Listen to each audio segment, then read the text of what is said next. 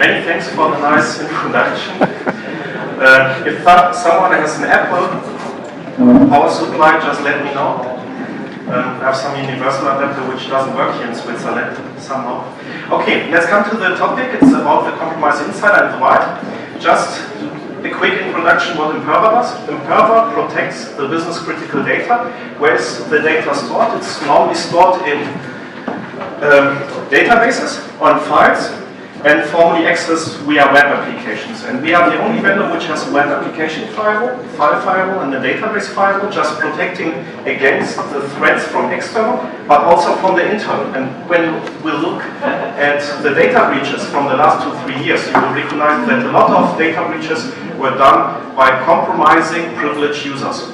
So there are special spear phishing attacks attacking privileged users via social networks or other stuff, and then they are using their privileges to gain access to this data and steal this data. The problem today is now, what do you want to protect? You want to protect your cheese.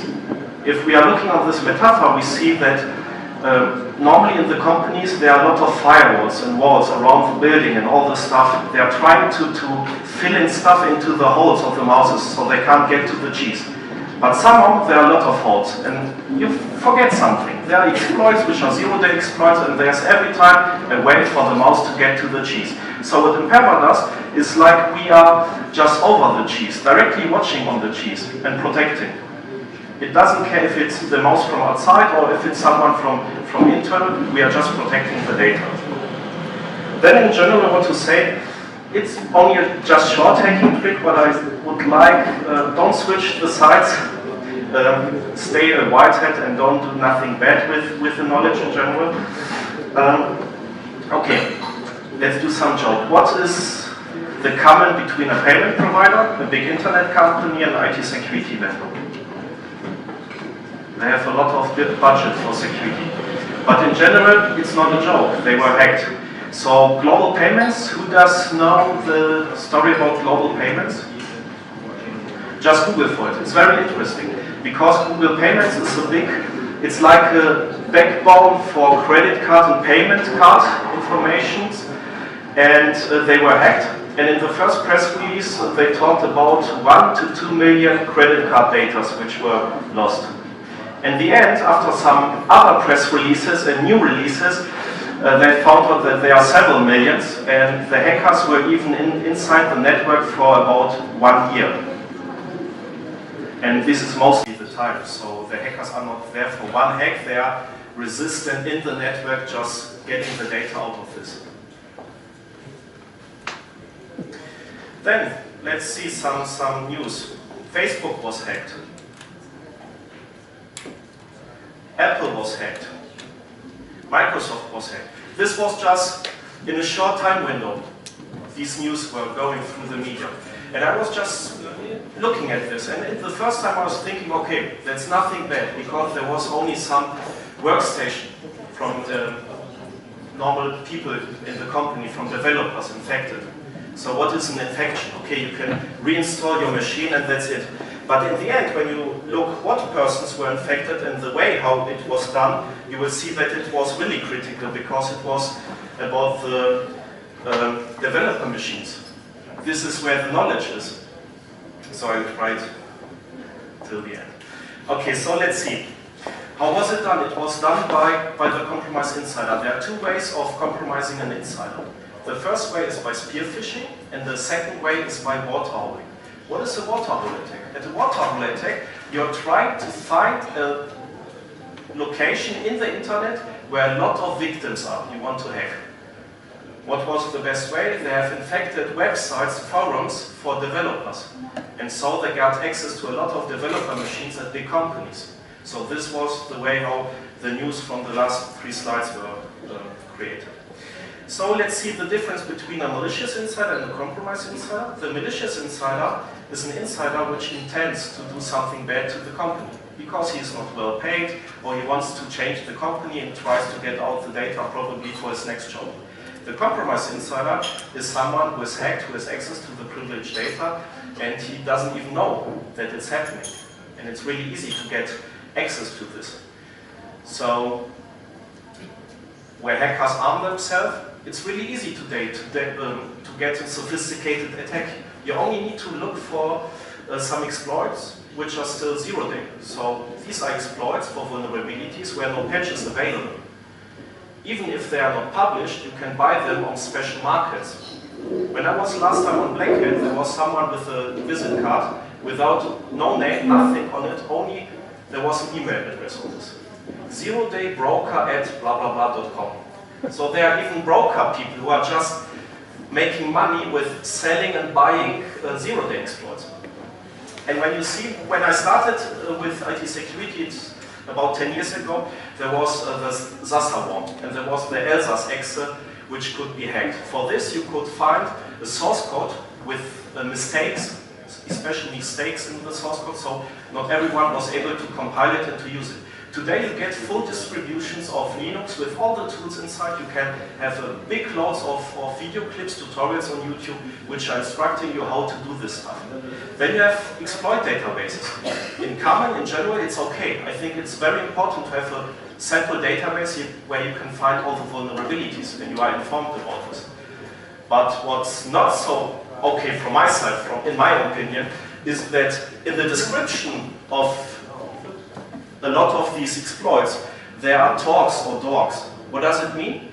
They are not only showing you how to hack a special vulnerability, they are also giving you the string you need in Google to find vulnerable systems. This is same like you would tell to a small child, yes, I can show you how to open a Mercedes car, and there's a car. You know what happens then. There are people who are just bored and want to try it. So here it's very easy to try such stuff. Then there are special search engines, like Shodan, where you can find special infrastructure which you want to hack. Funny stuff is just look for some security vendor appliances inside there. You can even find access to management GUIs from security appliances which are connected to the internet. Here, for example, which is very often searched there, is a special iOS version where you can bypass the authentication. Here you see some black market for exploits. For exploits, you see the big orange buttons, how to buy, how to sell. So even with instruction how to use it. And it's very easy to get such exploit code. So in general, what can we say? Okay, probably only 1% of your employees in the company are malicious, which are not well paid or have a malicious intent, but 100% of every person which has access to the sensitive data could be compromised. So why has it changed by the hackers? In the past it was so that people were trying to get through the firewall onto the servers. But nowadays they are trying to get directly to the endpoints which are connecting to this data, because this way is very easy to hack. Let's see an example. We want to hack the Bank of America. It's very easy. Just go on LinkedIn and there's an advanced search. In this advanced search you can even search for positions of a person. So here you can search for DBA at the Bank of America, which is quite easy. And then you are even getting the information that there's a Sybase DBA and then there is also an Oracle DBA. And then when you look at the certification of these persons, you will also see which security products they are using. So very easy, straightforward. And then you only need to create a special message to them and they're clicking on it. Who of you are opening emails from strangers with attachment? No one. Everyone feels secure. I'm sure you do. Who of you has in the past opened some email from a headhunter? Probably with a PDF with some job description. I would say most of you, even myself. We are just opening such stuff. If the story behind is nice and is fitting your needs, you are opening this stuff. And then you're clicking probably on a site which has some zero-day exploits, some drive-by downloads, where only the visit of the website could hack you. Or probably it's some file with an attachment, like a PDF file, where you have exploits inside. Or you can do special bombing via Facebook ads. Has someone advertised something in Facebook yet? It's very easy. You can click on this wizard. You are just then telling the wizard where, after clicking on the advertisement, you have redirected to. Here, in this example, someone wants to be hired at Google. He links his LinkedIn profile. then this is the nice part. Here you have the filter who should see this advertisement. So you can say, I want to have someone from US, which is older than 18 years, and who works for Google. So if I want to hack, for example, Imperva, I would just type in Imperva, someone from Germany probably, and then this advertisement is only shown to these people. And the funny thing here is that then you see approximately how many people are in this filter, and if they are getting less, because your attack is more special, it's getting cheaper. So if it's getting better, then it's even getting cheaper to hack these people. Then you need some special text and a picture, like for example, the headhunter story or something else, and you can get the people into clicking into this and you can hack them. Then you need only to set up the financial stuff, how you want to pay, how much budget you have for this stuff, and in the end you get even statistics, how often this advertisement was clicked. And what about antivirus and the classical security? It's important to have it, but it's not enough today. So if you look at the antivirus companies and how they have reacted on all the governmental spyware and other stuff, you will see that there are a lot of exploits and a lot of malware which was going under the radar of this stuff. So it's not enough to secure yourself only by these solutions. It's very easy to write a crypta which can bypass the AV. You can just use a Trojan, which is normally common, and then you can use a crypta which packs it so it's under the radar. So here you even have some tutorials how to do this. For example, also for the backtrack stuff, which I will do in several minutes. Here you see even a tutorial which says, okay, make your malicious PDFs undetectable, and you see also the results after the upload of these PDF files to VirusTotal, that now only 4 of 40 AV vendors are now recognizing this stuff. So in general, what you see is it's very easy to create a sophisticated attack without any big knowledge. There are instructions, there's YouTube, there are already pre-compiled tools for this, and then you only need to have some time, a little bit of ideas what you want to do, and then it's pretty easy to get access to privileged user systems. So let's see probably some short demo, how this can be done live. I have some virtual systems here.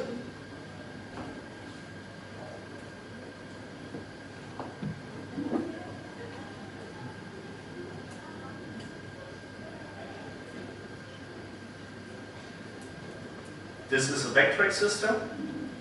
I'm not using the Kali Linux. The Kali Linux is the newer version, but in the backtrack system my attack is a little bit smaller because there are less exploits actually published there. So the attack is faster. In Kali Linux it takes some minutes until the website is created with all the exploits. And then I'm now starting also a victim machine, which is the privileged user which will click on the link.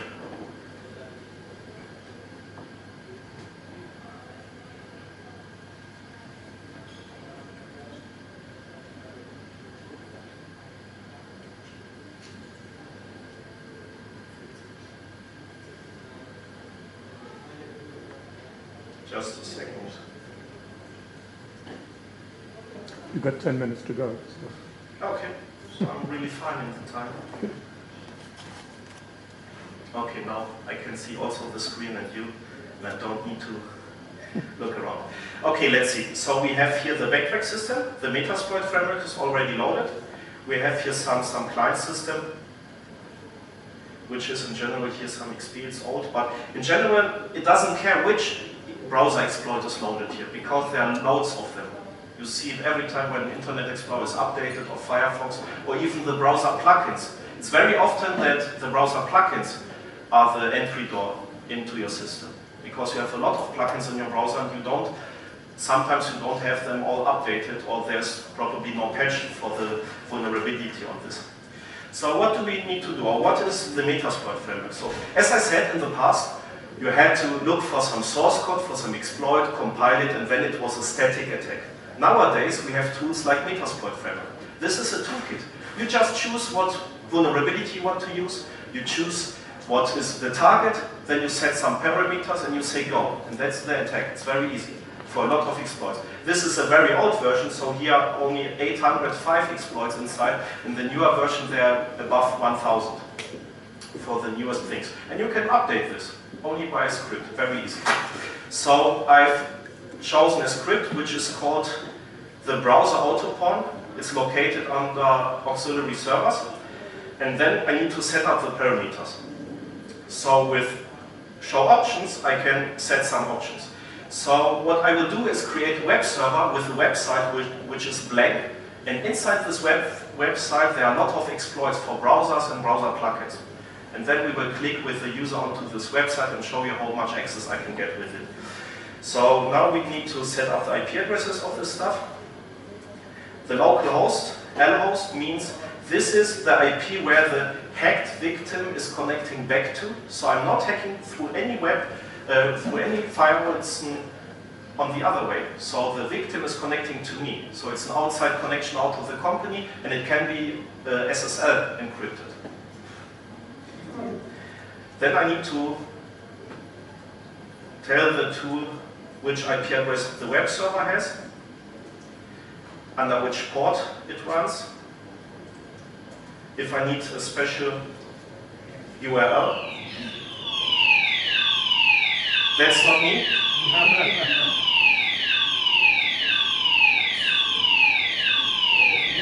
Is it the fire alarm? Yes. It's in the kitchen alarm. It's in the kitchen. Something is cooking. Okay, that's it. What I've done, I've only set up the IP addresses, the port, and the URL. Nothing else. And now I can say exploit. So you see it's starting, and you see a lot of entries, like here, browser, Firefox, blah, blah, blah, Mozilla, Opera, Safari, Apple QuickTime, so it's loading. When you have the newest version, Kali, there are so many exploits loaded on this website that it takes minutes. Just try it home with your systems, not with the real victim keys. That's it. The website is already set up. So probably this can be some load which was put on a real web server which was hacked. For example, it can be some company website.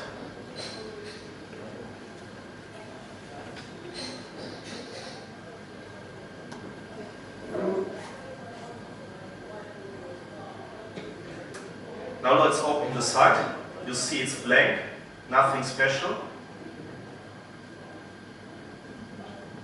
And on the attacker system, we see that it sees which browser is coming, and then it's trying different exploits.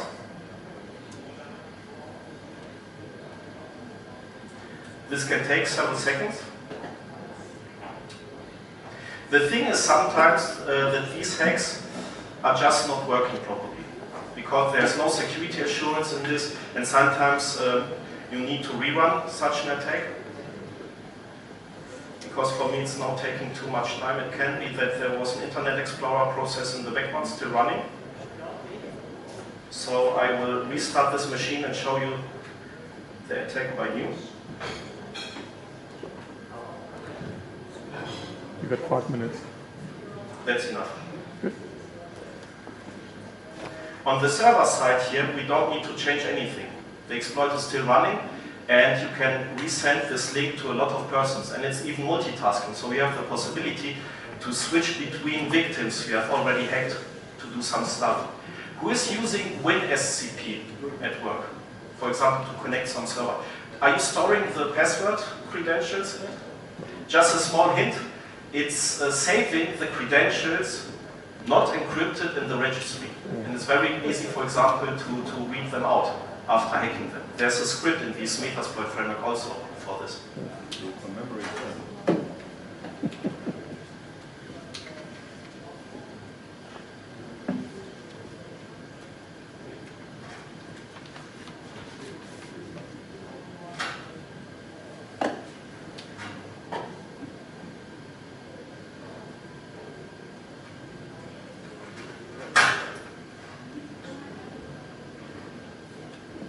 So I'm opening the website, and now you see something has changed here. So it was that my last hack wasn't the system was already in a state of the last hack from the last demo, so I needed to restart it. You see now that a stage was sended.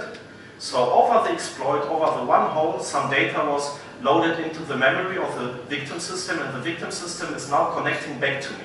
You see session 1 opened. If I have hacked 10 people, I will see session 1, session 2, session 3. And now with sessions, I can see the systems I have access to. With sessions, -E, and then the number, the ID of the session, I can jump into this.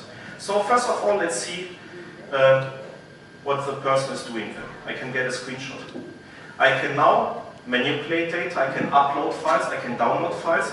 I can even, for example, start a keylogger for this. So when you see here someone just typing in his credentials into the database client, for example, very secure.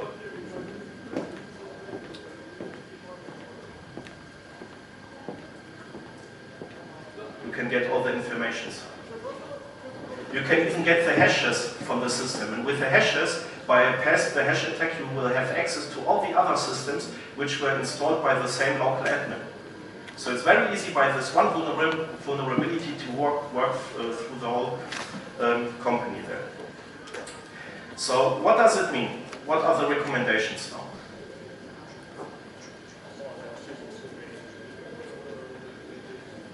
Just not only to use general classic security, just think a step further. Use something which probably detects anomalies, which sees the aberrant behavior. For example, to profile the access to this data, to detect if someone is now trying to get all the customer data out of the database, for example. Check the entry method, if there's a change inside of this. Monitor all the activities, even to have the admins to be secured, so no one can tell that the database admin was it by himself, and monitor, of course, all the privileged users. So the conclusion would be just probably to rebalance your security, not to put any further money in a second or third layer of antivirus, just to put the money in something different where the data is stored and where you can protect the data. That's from my side. I hope it was interesting, even with the alarm and without any power supply. And many thanks for this. Thank you.